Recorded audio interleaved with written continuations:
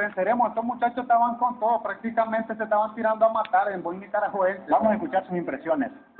Fútbol Club Venceremos ha venido surgiendo, es la segunda temporada que estamos, la temporada pasada quedamos en cuarto lugar y hoy nuestro objetivo es llegar a tomar los campeones. ¿Contra qué equipo están ahorita batallando? Con San Jerónimo, vecinos de nosotros, el clásico, ellos llaman clásico porque realmente pues se ha llevado una rivalidad con ellos y son partidos bien fuertes contra el San Jerónimo. Podemos decir de que le están echando todo lo mejor que tienen, Claro. materia física y mental. Claro que sí, le estamos haciendo todo porque en la temporada pasada el San Jerónimo nos ganó en la fase de grupo y nosotros los eliminamos a ellos en los cuartos finales.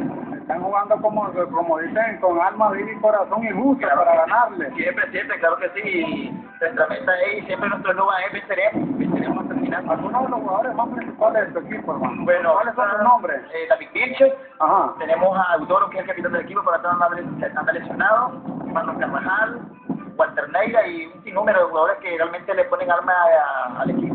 El principal goleador de este equipo hasta el momento, ahorita, o el más característico que ha jugado en este equipo. Bueno, siempre deseo el Toro Parrales fue el líder goleador de la temporada pasada. ¿Con cuánto? Con 26 goles.